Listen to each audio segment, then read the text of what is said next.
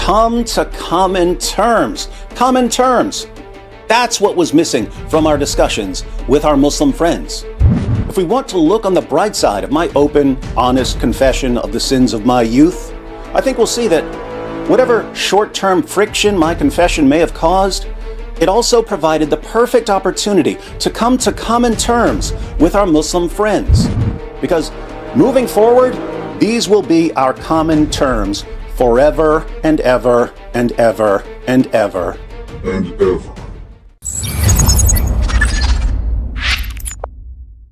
In Surah 3, verse 64, Allah commanded Muhammad to say, "O people of the book, come to common terms as between us and you."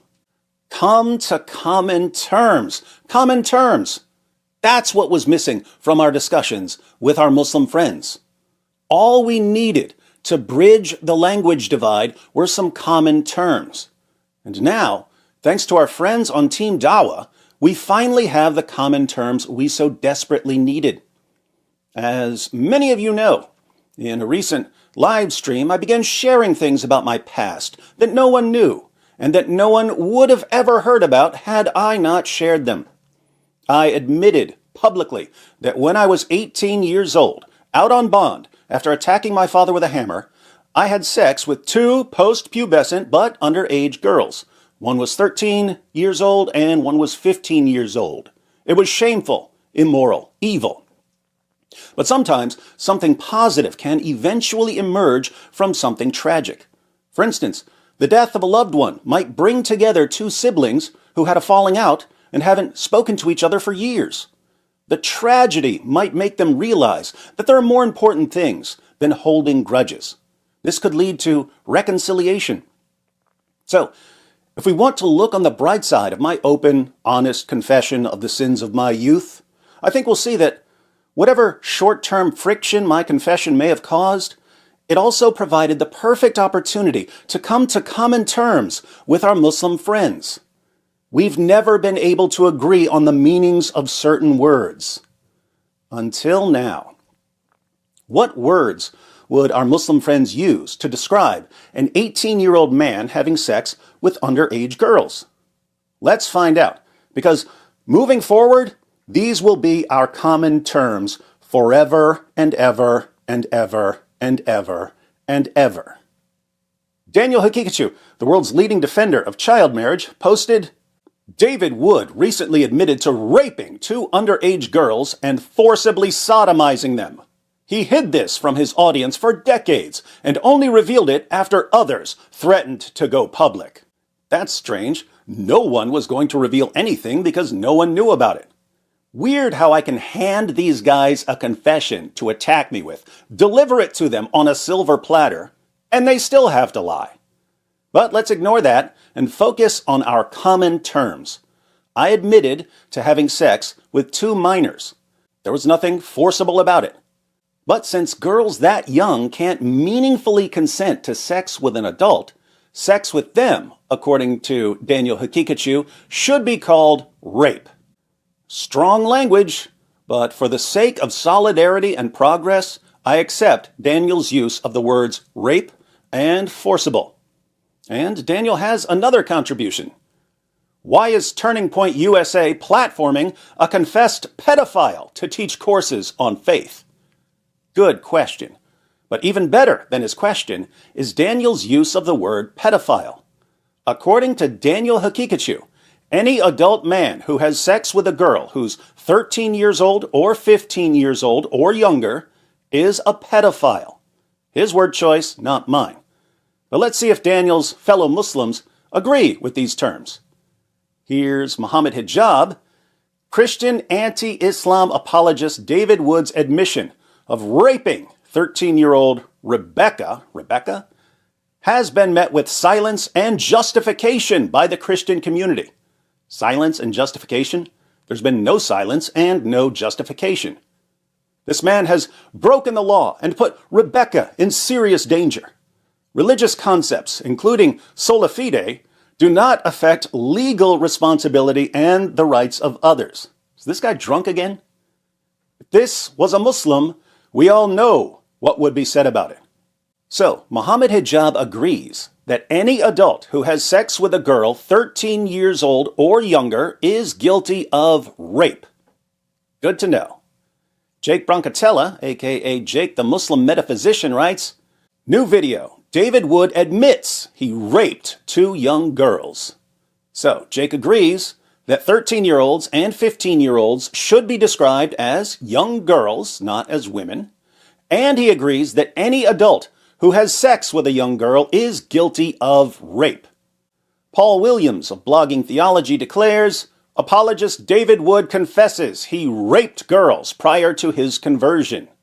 Paul here might have been a bit more forgiving if this had been about boys instead of girls, but he agrees that 13-year-old and 15-year-old females should be called girls, not women, and that sex with them is, by definition, rape.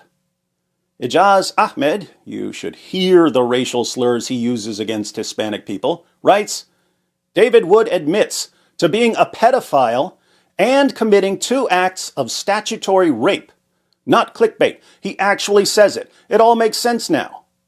Ijaz is technically correct when he says that sex with teenage girls is statutory rape, and that this is what I admitted, but we're going to have to toss out the word statutory because his fellow Muslims all prefer the much simpler word rape, so we'll stick with rape. Ijaz also agrees that a man who has sex with a 13-year-old girl or a 15-year-old girl, or, obviously, an even younger girl, should and must be called a pedophile. Next, we have the new face of Dawah and a rising star in the Marry Your First Cousins movement, Junior, who says, David Wood, ladies and gentlemen, the most popular Christian apologist, the predator who fabricated the Al-Zut story. We got the story from Muhammad's companion Abdullah ibn Masud, who was watching the entire time, so I'm not sure how we fabricated it for him. The pedophile who insults our beloved prophet. He proudly says, I had sex with 2 girls, 13 and 15.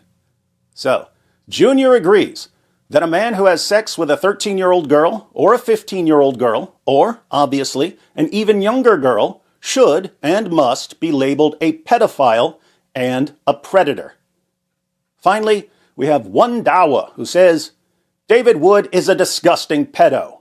This is the same guy who has been attacking Islam for decades, yet he himself is guilty of what he accuses Islam of. Not quite. There were no 9-year-old girls or prepubescent girls in my confession. So, interesting choice of words from the Dawah community.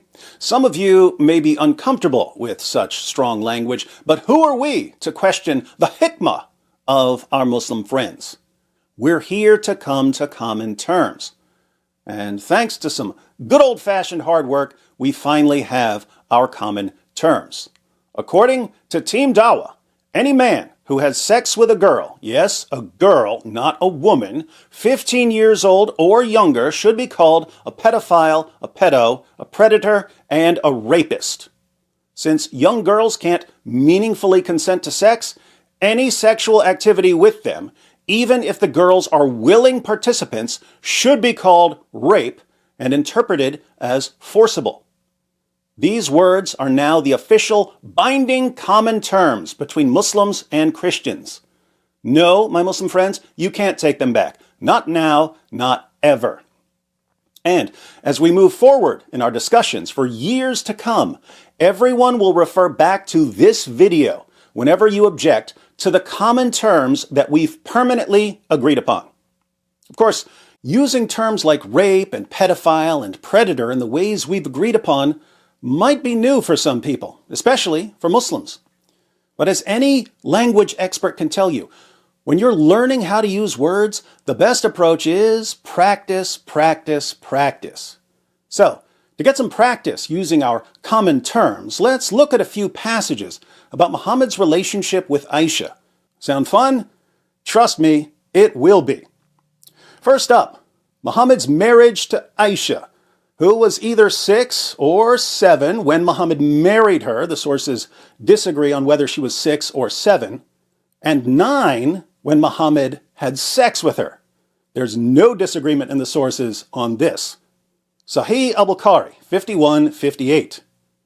Narrated Urwa, the Prophet wrote the marriage contract with Aisha while she was 6 years old and consummated his marriage with her while she was 9 years old, and she remained with him for 9 years, i.e. till his death.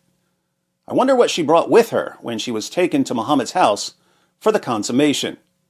Maybe we'll find the answer in Sahih Muslim 3481.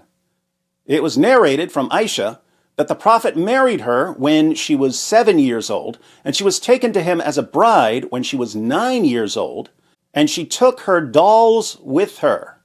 He died when she was 18 years old. She took her dolls with her. That's strange. Dolls are considered images in Islam, and images are forbidden. Now I'm wondering why Aisha was allowed to play with dolls. Sahih al-Bukhari 6130. Narrated Aisha, I used to play with the dolls in the presence of the Prophet, and my girlfriends also used to play with me. When Allah's messenger used to enter my dwelling place, they used to hide themselves, but the Prophet would call them to join and play with me. The playing with the dolls and similar images is forbidden, but it was allowed for Aisha at that time as she was a little girl not yet reached the age of puberty. Now I get it. Playing with dolls is forbidden in Islam, but the rule only applies once a girl reaches puberty. And Aisha hadn't reached puberty. So Muhammad, the Prophet of Islam, had sex with a prepubescent 9-year-old girl. According to the official terminology provided by our Muslim friends, how should we describe Muhammad and what he did to Aisha? Whether we like it or not, we have to call Muhammad a pedophile, a predator, and a rapist, and we have to say that this pedo forcibly raped a prepubescent little girl. Their words, not mine.